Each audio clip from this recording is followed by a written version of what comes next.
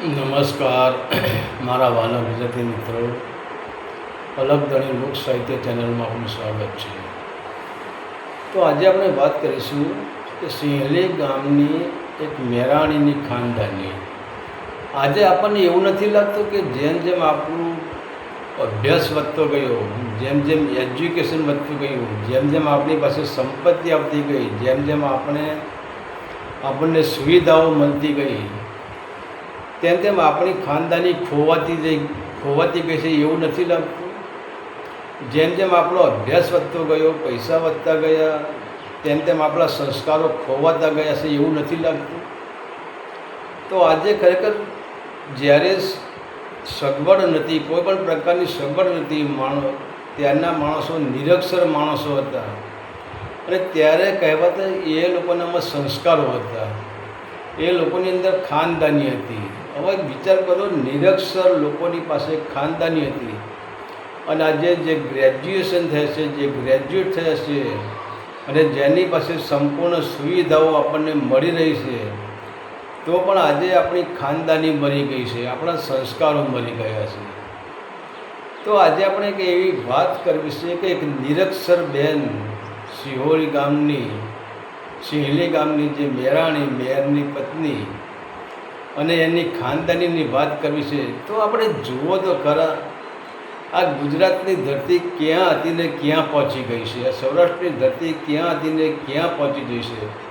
આપણી ગુજરાતની ધરતીમાં સંપૂર્ણ ખાનદાની ભરેલી હતી, સંપૂર્ણ સંસ્કારો ભરેલા હતા. પણ આજે આપણે ગુજરાત તરફ નજર તો કરો, આપણને ખબર પડે છે કે જે આપણી ખાનદાની હતી, જે આપણા સંસ્કાર હતા, એ ક્યાં ગયા? આજે ક્યાંય સંસ્કાર કે ખાનદાની ક્યાંય દેખાતી જ નથી, અને દેખાય તો જવલ્લે જ ક્યાંક જોવા મળે છે, અને એ પણ 100% ખાનદાની નહીં.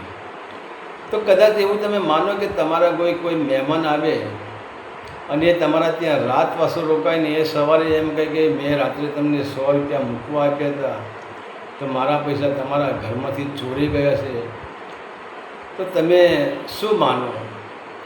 તમે મહેમાન ઉપર સીધો ઝઘડો જ કરી દો કે ના ભાઈ, અમે તો કોઈએ પૈસા લીધા નથી, અમે તમારા પૈસા જોયા નથી, આમ છે ને તેમ છે. તમે એને કેટલુંય બોલી નાખો. તો હવે આ નિરક્ષર જે મેરાણી છે, એમની ખાનદાનીની આપણે વાત કરવી છે. તો કહેવાય છે કે અમરેલીના પાસે આવેલું જે વાંકિયા ગામ, અને એ વાંકિયા ગામના અલગાવાળા જે કાઠી રાજપૂત, કાઠી દરબાર, એમને અને રાજાની સાથે અણબનાવ બનેલો, રાજાએ એમનું અહિત કરેલું, અને કહેવાશે કે એટલા માટે એ બારવટીએ ચડેલા, અને એમનું બારવટીયું 1.5-2 વર્ષ સુધી બારવટીયું એમનું હાલ્યું. પણ એ સમયે એવી ઘટના ઘટી કે રાજાને એમ થઈ ગયું કે સારું, મેં અલગાવાળા સાથે ખોટું કામ કર્યું છે, મારે આ નહોતું કરવું જોઈતું, તો અને મારા કારણે મેં ખોટું કર્યું, ત્યારે આ કાઠી રાજપૂતને બારવટીએ ચડવું પડ્યું, તો ભૂલ મારી જ છે. અને ત્યારે કહેવાય છે કે એ તેના જે રાજા હતા, એ આ કાઠી અલગાવાળાને સમાચાર મોકલે છે, અને કહે છે કે મારી ભૂલ થઈ ગઈ છે, અને તમારે જે ન્યાય જોતો હતો, ન્યાય હું તમને પાછો આપી દઉં છું. તમારું જે તમારી જમીન કે તમારું ગામ મેં પચાવી પાડ્યું છે, એ ગામ હું તમને પાછું આપી દઉં છું, અને હવે તમે સુલેહ કરી નાખો, તમે મારી સાથે મિત્રતા કરી નાખો, મારી ભૂલ થઈ ગઈ. વિચાર તો કરો, એ રાજાઓ પણ કેટલા ખાનદાન હશે કે જેને એક સામાન્ય માણસને, અલગાવાળાને પોતાના ઘરે બોલાવીને કહે છે, પોતાના રાજમહેલમાં બોલે કે મારી ભૂલ થઈ ગઈ છે, તમે મને માફ કરી દો, અને મારી સાથે તમે મિત્રતા બાંધી દો, અને વેર બધું ભૂલી જાઓ. તો અહીંયા અલગાવાળાનું ભગવાન દ્વારકાધીશની કૃપાથી, કે એમની કુળદેવીની કૃપાથી, કોઈની પણ કૃપાથી એમનું બારવટીયું આજે પૂરું થઈ ગયું છે, અને સોનાના પત્રે પૂરું થઈ ગયું છે. સોનાના પત્ર પર લેખ લખી આપ્યો છે કે આજથી તમારો ને મારે કોઈ દુશ્મન નથી, તમારે મારે કોઈ વેર નથી. અને ત્યારે જે અલગાવાળા જે કાઠી રાજપૂત છે, એમની જે પત્ની છે એ વાંકિયા ગામની એમની જે અલગાવાળા રહે છે ત્યારે એમની પત્ની કહે છે, એમ કાઠિયાણી કહે છે કે હવે તમારું બારવટીયું દ્વારકાધીશની કૃપાથી પૂરું થઈ ગયું છે, કે કોઈ કુળદેવીની કૃપાથી પૂરું થઈ ગયું છે. તો હવે તમે એક કામ કરો, હવે તમે દ્વારકાધીશના દર્શન કરી આવો.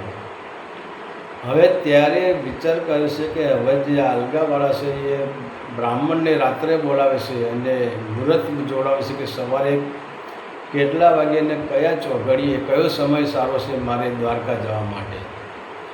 તો એ બ્રાહ્મણ એમને મુહૂર્ત જોઈ આપે છે કે તમારે સવારે વહેલું પરોઢિયાથી નીકળી જવું પડે.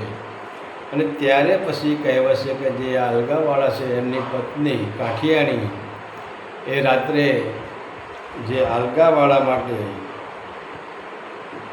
રાતે થેપલાને એવું રસ્તામાં નાસ્તો કરવા માટે, રસ્તામાં ખાવા માટે થેપલાને એવું બધું બનાવે છે. અને ત્યારે પછી એમની જે જરૂરિયાત વસ્તુ હોય એ બધું ઠેલામાં ભરે છે. અને એ ટાઈમે કહેવાય છે કે રોકડા 100 રૂપિયા રાત્રે આ આલગાવાળાને જે કાઠિયાણી છે એમને 100 રૂપિયા કોથળીમાં ભરીને મૂક્યા છે અને એ પણ ઠેલામાં મૂક્યા છે. અને સવારે જ્યારે આ અલગાવાળા ત્યાં દ્વારકાધીશના દર્શન કરવા નીકળે છે ત્યારે કહેવાય છે કે વાંકિયા ગામના માણસો એમને વળાવવા આવે છે કે તમે શાંતિથી જજો, પ્રેમથી જજો અને દ્વારકાધીશના ચરણોમાં અમારા નમસ્કાર કહેજો. તો હવે આ અલગાવાળા બધાની રજા લઈને ઘરેથી નીકળી ગયા છે ઘોડા ઉપર. અને એમ કરતાં કરતાં જે આ ઘોડો છે એ રસ્તામાં એક સિહોલી ગામ આવે છે અને સિહોલી ગામના ઝાંપે આ ઘોડો પહોંચે છે અલગાવાળાનો. ત્યાં દિવસ આથમી જવાની તૈયારી હોય છે. ત્યારે આ અલગાવાળા છે સિહોલી ગામમાં જાય છે અને ગામમાં જઈને પૂછે કે અહીંયા કોઈ મોઢવાડિયાનું જે ઘર હોય તો મારે અહીંયા રાતવાસો કરવો છે. તો ત્યાં તો પછી એક નહીં પણ ઘણાય મોઢવાડિયા બેઠા હતા. તો એ બધા મોઢવાડિયા કહે તમે પેલો કે મારા ઘીરે હાલો, પેલો કે મારા ઘીરે હાલો, પેલો કે મારા ઘીરે હાલો. ત્યારે અલગાવાળા કહે હવે મારે કોના ઘીરે જાવ. ત્યારે અલગાવાળા બુદ્ધિ વાપરીને કામ કહે છે કે ભાઈ જેના ત્યાં સાધુ સંતોનો ઉતારો હોય, જેના ત્યાં બારોટોનો ઉતારો હોય, જેના ત્યાં કવિનો ઉતારો હોય, ગઢવીઓનો ઉતારો હોય, જે સંતોનું સ્વાગત થતું હોય એવો કોઈ મોઢવાડિયાનું ઘર હોય તો તમે મને બતાવો. અને ત્યારે પછી કહેવાય છે કે એ ગામના લોકો એક છોકરો હોય છે એનું નામ રામજી હોય છે અને એ કહે છે કે હે કાઠી દરબાર, તમે આ રામજી સાથે જાઓ, એમના ત્યાં સંતોનો ઉતારો છે, એમના ત્યાં બારોટોનો ઉતારો છે, એમના ત્યાં કવિરાજનો ઉતારો છે, તમે એમના ત્યાં જાઓ. તો હવે વિચાર તો કરો, આ 8 વર્ષનો દીકરો જે આ મોઢવાડિયાને લઈને ત્યાં પોતાના ઘરે આવે છે અને ત્યારે પછી કહેવાય છે કે આ અલગાવાળા એ રામા નામનો દીકરો છે એની સાથે સાથે એના ઘરે જાય છે. પણ ત્યાં એના પિતાજી ઘરે હોતા નથી, એની માતાજી એકલા ઘરે હોય છે. અને ત્યારે પછી કહેવાય છે કે આ જે અલગાવાળા છે ત્યાં રોકાય છે અને ત્યાં કહેવાય છે કે તેમના પત્ની જે માણેકબાઈ છે એ અલગાવાળાને કહે છે આવો ભાઈ આવો આવો, મારો વિહામો આવ્યો, મારો પાપલિયો આવ્યો, મારો મોટો ભાઈ આવ્યો. હવે પોતાનો પતિ ઘેર નથી એમ છતાં પ્રેમથી આવકાર આપે છે અને અલગાવાળાને ત્યાં ઢોલિયો ઢાળી આપે છે, ત્યાં બેસાડે છે અને સારું એવું જમવાનું બનાવે છે. અને વિચાર તો કરો, જાણે પોતાનો પતિ ઘરે નથી એમ છતાં પોતાની મા જેમ પોતાના દીકરાને ખવડાવતી હોય, જેમ એ જશોદાજી કનૈયાને ખવડાવતા હોય, જેમ કૌશલ્યાજી રામને ખવડાવતા હોય, એમ આ જે મેરાણી છે એ અલગાવાળાને પ્રેમથી ભોજન કરાવે છે અને એવું કહે છે કે મારા વીરા, તમે ઘણા દિવસે આવ્યા છો, તમે પહેલી જ વાર મારા ઘરના મહેમાન થયા છો, મારા વીરા તમે પ્રેમથી જમજો, તમે જમવામાં કંઈ કણકસર રાખતા નહીં. તો આ માણેકબાઈ એ અલગાવાળાને મહેમાનગતિ પૂરેપૂરી મહેમાનગતિ કરાવે છે. અને એટલે સંતોએ કહ્યું છે કે કાઠિયાવાડનો કોક દી તું ભૂલો પડને મારા ભગવાન, તું થાને મારો મહેમાન, તને સ્વર્ગ બોલાવી દઉં સાંભળા. અને ખરેખર વાત શું કરવી, કાઠિયાવાડની મહેમાનગતિની જે વાત જ જુદી છે. આજે વિચાર તો કરો, આ માણેકભાઈ હવે અલગાવાળાને ઓળખતા નથી, તો પહેલી જ વખત એની મુલાકાત થઈ છે તો અલગાવાળાએ માણેકભાઈને બેન કહે છે અને માણેકભાઈએ અલગાવાળાને પોતાનો સગો ભાઈ માની લીધો છે. અને આજે બંને ભાઈ બહેનના હેત ઉભરાય છે. અને બેન જેમ મા પોતાના દીકરાને ખવડાવે એમાં માણેકબાઈ પોતાના ભાઈને એટલે કે અલગાવાળાને પ્રેમથી જમાડે છે. અને હવે અલગાવાળા જમી રહ્યા છે ત્યારે કહેવાય છે કે આ માણેકબાઈ એ પણ સુખી ઘરના હતા, એ મેર સુખી ઘરના હતા. ત્યારે કહેવાય છે કે 1.25 મણ રૂની રજાઈ આ એમના ભાઈ માટે એટલે કે અલગાવાળા માટે ઢોલિયામાં ઢાળી દેશે અને કહેશે કે ભાઈ હવે તમે આરામ કરો, તમારે આજે ક્યાંય જવાનું નથી. ત્યારે અલગાવાળા છે એ આરામ કરે છે, હજી એમના પતિ તો બહાર ગયા છે તો ઘરે આવતા નથી. ત્યારે કહેશે તમે ચિંતા કરશો નહીં, તમારા જે જીજાજી એટલે કે તમારા જે મેર છે એ મેર કાલે આવી જશે અને તમે શાંતિથી તમે આરામ કરો. તમે ઘોડી પર આવ્યા છો, તમે થાકી ગયા છો. હવે એ ઘોડીને બાંધે છે, એ ઘોડીને ઘાસ નાખે છે, ઘોડીને દાણા ખવડાવે છે. કેવી મહેમાનગતિ છે, કેટલું સ્વાગત હશે. અને આવી મહેમાનગતિ કરવાનો આનંદ કોઈ જુદો જ હોય. તો હવે આ અલગાવાળા ત્યાં રોકાય છે, પરંતુ હવે અલગાવાળાની પાસે એક ઠેલો છે અને એ ઠેલો રાત્રે સૂતી વખતે કહે છે કે બેન લો આ મારો ઠેલો, એ રાત્રે તમે ઠેકાણે મૂકી દો અને સવારે મને તમે પાછો આપી દેજો.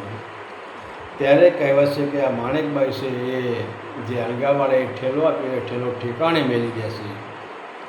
અને એમ કરતાં પછી પરોઢિયું થાય છે અને અલગાવાળા આખી રાત ઘસાટ સૂઈ જાય છે.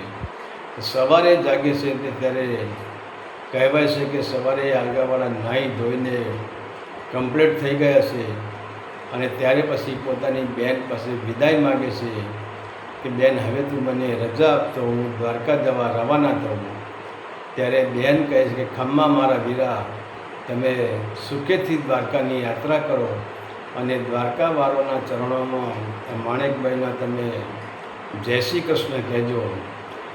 અને ત્યારે હવે અલગાવાળા છે એ માણેકબાઈ પાસે ઠેલો માગે છે કે બેન મેં તમને રાત્રે ઠેલો આપ્યો, ઠેલો આપો. અને માણેકબાઈએ અલગાવાળાને ઠેલો આપે છે. પણ અહીંયા ઘટના એવી ઘટે છે કે અલગાવાળો એ ઠેલાની અંદર હાથ નાખે છે તો ઠેલામાં ભાતું ભર્યું છે, ઠેપલા ભર્યા છે, એમના કપડાં બધું ભર્યું છે, પણ પેલી 100 રૂપિયાની જે રોકડા રૂપિયાની કોથળી હતી એ કોથળી ઠેલામાં નથી. અને ત્યારે અલગાવાળાના મનમાં એમ હતું કે જો આ 100 રૂપિયા મારી પાસે હું ઘરેથી લાવ્યો છું, એમાં મારા ભાણાને એટલે કે રામાને હું 2-3 રૂપિયા એના હું હાથમાં આપું મામા તરીકે. અને ત્યારના 100 રૂપિયા એટલે આજના મિનિમમ 20-25 હજાર રૂપિયા આજના થાય. તો એ અલગાવાળાને કહ્યું 2-3 રૂપિયા મારા ભાણિયાના હાથમાં આવ્યું. તો એ ટાઈમે તમે વિચાર કરો 2 રૂપિયાની કિંમત કેટલી હશે. અને ત્યારે પછી હવે જે આ મીરાણી છે મેરની જે પત્ની છે અને એની નજર આલગાવાળાના ચહેરા પર પડે છે, એને ખબર પડશે કે જે મારો ભાઈ છે આલગાવાળા, એનો ચહેરો ફીકો પડી ગયો છે, એના પર નિરાશા આવી ગઈ છે, એના પર દુઃખ આવી ગયું છે. અને ત્યારે પછી કહે છે કે ભાઈ, માણેકભાઈ કહે છે કે ભાઈ, હાલ તમારો ચહેરો ખીલખીલાટ હતો અને તમારો ચહેરા પર ચિંતા કેમ આવી ગઈ? તમે કયો વિચાર કરો છો? ત્યારે આલગાવાળા કહે કે ના બેન, હું કોઈ વિચાર કરતો નથી, કયા રસ્તે દ્વારકા જવું હું એ વિચારી રહ્યો છું. ત્યારે માણેકભાઈ કહે છે, હે મારા વીરા, હું પણ મેરની દીકરી છું, હું કોઈ જેવી તેવી દીકરી નહીં, હું જહાલવાલની દીકરી નથી. અને મને ખબર છે કે તમારા ચહેરા પર ચિંતા છે. તમે મને સાચી વાત ન કરો તો તમારી બેન માણેકના તમને સમજશે અને તમારા ભાણા રામાના તમને સમજશે. જો ભાઈ તમે સાચી વાત ન કરો તો તમારે તકલીફ શું છે, તમારે દુઃખ શું છે? અને જો તમારી બેન તમારું દુઃખ નહીં ભાગે તો આ જગતમાં બીજું કોણ દુઃખ ભાગશે? હવે વિચાર કરતો, એક દિવસનો ભાઈ બહેનનો સંબંધ, એમાં કહેશે કે તમારી બેન જો ભાઈના કામમાં બહેન ના આવે તો બેનને કરવાની શું? ત્યારે હવે આલગાવાળાને એના સમ આપે છે, ત્યારે આલગાવાળાની આંખમાં આંસુ આવી જાય છે. ત્યારે કહે છે, માણેકભાઈ કહે છે, ભાઈ તમે કેમ રડો છો? શું તકલીફ છે? તમને કંઈ વીતે છે? કોઈ તકલીફ થઈ છે? મેં તમને જે મહેમાનગતિ કરાવી એમાં કંઈ ખામી છે? તો આલગાવાળો બોલી શકતો નથી. કેવી રીતે કહેવું કે મારા 100 રૂપિયા તમારા મેં રાતે તમને ઠેલો આપ્યો એમાં હતા? કેવી રીતે કહેવું? પણ હવે આલગાવાળાને એને સોગન ખવડા ત્યારે આલગાવાળો કહે, બેન મારી જીભે કહેતા કાંટા વાગે છે, પણ રાત્રે જ્યારે મેં તમને ઠેલો મૂકવા આપ્યો એ ઠેલામાં 100 રૂપિયા રોકડા હતા અને અત્યારે મેં જોયું ઠેલામાં 100 રૂપિયા નથી. ત્યારે વિચાર તો કરો, હવે આજની જો આપણી સ્ત્રીઓ હોય તો એને ધુતકારી નાખે, તમારા 100 રૂપિયા મેં જોયા જ નથી, મેં તમને આમ રાખ્યું ને મેં તમને આમ રાખ્યું ને તમે એમને ખોટા બદનામ કરો છો ને આમ કરો છો ને તેમ, કેટલું મહેમાનને કહી દીધું હોય, કેટલું ભાઈને કહી દીધું હોય. પણ આ માણેકભાઈને વિચાર તો કરો, કેટલી હોશિયાર, કેટલી ખાનદાની બઈ હશે. એને તરત ખ્યાલ આવી ગયો કે ભાઈની કોથળીમાં 100 રૂપિયા નથી અને તરત જવાબ આપી દીધો, અરે ભાઈ તમે શું વાત કરો છો? હું હાવ ગાંડી છું, હું ભૂલી ગઈ. રાત્રે તમે મને જે તમારો ઠેલો મૂકવા આપ્યો હતો એ ઠેલામાં તમારી કોથળીમાં 100 રૂપિયા હતા, પણ રાત્રે તમે સૂઈ ગયા અને મારી પાસે 1 રૂપિયો પણ નહોતો. તો અમારો એક માણસ છે, એને રાત્રે 100 રૂપિયાની જરૂર પડી અને એ માણસે મને કીધું કે મને 100 રૂપિયા તમે આપો, મારે સવારે વહેલો મારી બહેનના ઘરે જવાનું છે અને મારી બેનને મારે 100 રૂપિયા કાપડામાં આપવાના છે, તો તમે મને 100 રૂપિયા આપો તો સારું. ત્યારે વીરા મારી પાસે પૈસા નહોતા, એટલે મેં તમારા 100 રૂપિયા એ ભાઈને મેં આપી દીધા છે. પણ તમે ચિંતા કરશો નહીં ભાઈ, તમે થોડી વાર માટે બેસો. આ ગામમાં જ એક શેઠ છે ને એના ત્યાં અમારા સંબંધો સારા છે, હું ત્યાંથી 100 રૂપિયા લઈને હાલત તમને આપી દઉં છું. મારી ભૂલ થઈ ગઈ, તમારા 100 રૂપિયા મેં પેલા ભાઈને આપી દીધા, મારી ભૂલ થઈ ગઈ. અને આલગાવાળા ત્યાં બેઠા છે અને હવે પેલી જે એમની પત્ની છે એ શેઠના ત્યાં જઈને 100 રૂપિયા લઈ આવે છે કોથળીમાં ભરીને અને આલગાવાળાને કહે છે કે લો ભાઈ તમારા 100 રૂપિયા. ત્યારે આલગાવાળું કહે છે કે બેન ખરેખર મારી પાસે 100 રૂપિયા હતા. બેન કે કંઈ વાંધો નહીં મોટા ભાઈ. અને હજુ તો બરાબર જે આ માણેકભાઈ છે એ આલગાવાળાને 100 રૂપિયાની કોથળી હાથમાં આપે છે અને આલગાવાળાએ 100 રૂપિયાની કોથળી હાથમાં પકડી છે. અને ત્યાં તો એવી ઘટના ઘટે છે કે જે આલગાવાળાનો જે મોટો દીકરો હોય છે એ મારતે ઘોડે પોતાના પિતાને શોધતો અહીંયા સિયોલ ગામમાં આવી જાય છે. અને હવે જે આલગાવાળા ઘરેથી નીકળ્યા ત્યારે એમની કાઠિયાણીને ખબર પડી, એમના દીકરાને કહે, અરે તારા બાપુજી તો દ્વારકાના દર્શને ગયા, પણ આ 100 રૂપિયા તો ઘરે પડી રહ્યા છે, તો તું ઘોડો લઈને જા અને એમને તું પૈસા આપી દે. ત્યારે પછી કહેવાય છે કે એમનો પોતાનો દીકરો એ પૈસા લઈને ત્યાં આવે છે. હવે આલગાવાળા પોતાના દીકરાને જોવે છે, ત્યારે પોતાના દીકરાને કહે કે બેટા તું કેમ મારી પાછળ પાછળ આવ્યો? હું દ્વારકા જવાનો છું, પણ તું કેમ દ્વારકા આવી છે? દ્વારકા મારે એકલાને જ જવાનું છે. ત્યારે એમનો દીકરો કહે છે બાપુજી એવી વાત નથી, જ્યારે તમે સવારે 5 વાગે ઘરેથી નીકળ્યા ઘોડા પર બેસીને, એ ટાઈમે મારી માતાએ તમને બધું જ આપ્યું હતું, પણ આ 100 રૂપિયાની કોથળી તમને આપી ભૂલી ગયા હતા, તો તમને 100 રૂપિયા આપવા માટે હું તમારી પાછળ પાછળ આવ્યો છું. અને ત્યારે આલગાવાળા એને એમ થઈ જાય છે કે હે બેન, ઇતિહાસમાં જ્યારે કે ભગવાન કૃષ્ણએ દ્રૌપદીની લાજ રાખી એ તો આખું જગત જાણે છે, પણ બેન આજે એવી પ્રસંગ તે કર્યો છે કે પોતાના ભાઈની લાજ બેને રાખી. તો વિચાર તો કરો.